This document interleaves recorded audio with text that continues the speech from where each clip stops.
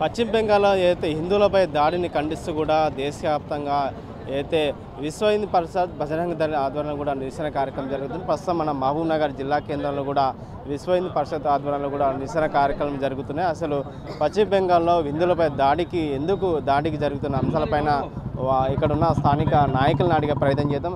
అన్న చెప్పండి, దాడిని ఎట్లా చూస్తారు పశ్చిమ బెంగాల్? ఇది దాడిని మేము ఏమనుకుంటున్నామంటే హిందువులపైన జరిగే దాడి అనుకుంటున్నాం. వాళ్ళు వక్ఫ్ విరుద్ధంగా చేస్తలేరు, వాళ్ళు పర్పస్లీ హిందువులపైనే దాడి చేస్తున్నారు. ప్రభుత్వం చూడనట్లు హిందూ వ్యతిరేక ప్రభుత్వం ఆడ పశ్చిమ బెంగాల్ ఉంది కాబట్టి ప్రభుత్వం హిందువులకు వ్యతిరేకంగానే వాళ్ళకు ఊతమిస్తున్నందుకే వాళ్ళు ఆ విధంగా దాడులు చేస్తున్నారు. హిందువులపైన దాడులు అంటే పోలీస్ హిందూ అధికారులు ఉంటే వాళ్ళ మీద దాడి చేస్తున్నారు. దీన్ని బట్టి కంచె చేను వేస్తున్నటువంటి పరిస్థితి మన దేశం ఎక్కడ పోతుందని మేము అదే మా ఆవేదన అంతా ఇదే. రైట్. మరి అక్కడ ఉన్న పశ్చిమ బెంగాల్ ప్రభుత్వానికి మీరు ఏం చెప్తున్నారు? పశ్చిమ బంగాళ ప్రభుత్వం వెంటనే దిగిపోమని చెప్తున్నాం. మీకు చేత కాదు, ఎందుకంటే ఇంతమంది హిందువులు పోయిన వాళ్ళని మీరు తీసుకెళ్ళాలి. 3 చనిపోయిన ఆల్రెడీ 500 మందికి గాయాలైనాయి. ఇండ్లు చాలా 800 ఇండ్లు అంటుపెట్టిండ్రు. ఇండ్లు అంటుపెట్టడం కూడా ఇండ్లలో చొరబడి ఫస్ట్ తాగడానికి మంచినీళ్ళు లేకుండా నీళ్ళని అన్ని చల్లి ఇల్లు అంటుపెట్టి సామాన్లన్నీ దోచుకుపోయిండు. బంగారం వెండి ఏమున్నా వాళ్ళు కష్టపడి తీసుకున్న అంతా దోచుకుపోయిండు. మీరు చెప్పండి, అక్కడ హిందువుల పైన ఎక్కువ దాడి జరుగుతుంది, దేవాలయ పైన కూడా జరుగుతుంది. దీన్ని ఎట్లా అరికట్టేందుకు అక్కడ ప్రభుత్వానికి చెప్తారు? ఇప్పుడు ఒకటేసారి కాదు, పశ్చిమ బెంగాల్లో ఎక్కడైతే హిందువులపైన నిరసన కార్యక్రమాలు స్టార్ట్ అయితే మొట్టమొదటిసారిగా పశ్చిమ బెంగాల్లో స్టార్ట్ అవుతున్నది. అది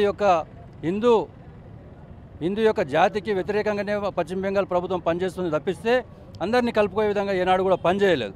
కాబట్టి ఖచ్చితంగా మమతా బెనర్జీ ఎవరైతే దాడులకు పాల్పడ్డారో వాళ్ళందరికీ కూడా వీడియోలు ఉన్నాయి. ఆ యొక్క ఫుటేజీలు తీసుకొని ఖచ్చితంగా వాళ్ళని జైళ్ళకు పంపించాలి. ఈ యొక్క నిరసన కార్యక్రమాలు ఇంకా జరుగుతూనే ఉన్నాయి. కాబట్టి కేంద్ర ప్రభుత్వానికి, రాష్ట్రపతికి మేము ఈ యొక్క నిరసన ద్వారా డిమాండ్ చేస్తున్నాం. ఖచ్చితంగా పశ్చిమ బెంగాల్లో రాష్ట్రపతి పాలన పెట్టాలి, హిందువులకు సరైన న్యాయం జరగాలి. ఇంకోటి ఏంటంటే, ఇది హిందువులకు ఏమాత్రం సంబంధం లేనటువంటి అంశం.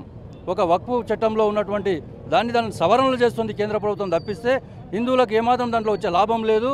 కానీ ఈ ముస్లింలలో ఉన్నటువంటి పేదవాళ్ళని కూడా అట్టడుగున ఉన్న పేదవాళ్ళని ఆ చట్టం ద్వారా కొద్దిగా వారికి కూడా సరైన న్యాయం జరగాలని చెప్పి కేంద్ర ప్రభుత్వం భావిస్తూ ఈ యొక్క చట్టంలో సవరణలు చేసిన తప్పిస్తే దీనిలో ముస్లింలకు వ్యతిరేకంగా చట్టం తీసుకురాలేదు, హిందువులకు మద్దతుగా చట్టం తీసుకురాలేదు. ఇది ఓన్లీ కావాలని కొంతమంది కుయుక్తులు పన్ని ఈ యొక్క కార్యక్రమాలు చేపడుతున్నారు.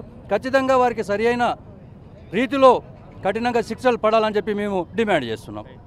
రైట్. మొత్తం మీద కూడా అయితే పశ్చిమ బెంగాల్ కూడా సంబంధించి రాష్ట్ర ప్రభుత్వాలు కూడా అక్కడ రాష్ట్రపతి పాలన తీసుకురావాలి. అయితే హిందువుల పైన ఎక్కువ దాడి చేస్తున్నారు, హిందువుల పైన దాడిని ఖండించి కూడా అక్కడ అయితే రాష్ట్రపతి పాలన తీసుకురావాలని చెప్పి ఇక్కడ విశ్వ హిందూ పరిషత్ నాయకులు డిమాండ్ చేసిన పరిస్థితి కనిపిస్తుంది. ప్రపంచంలో ఏ మూల ఏ క్షణం ఏం జరుగుతుందో వేగంగా తెలుసుకోవడానికి తొలి వెలుగు వాట్సాప్ ఛానల్ని ఫాలో చేయండి.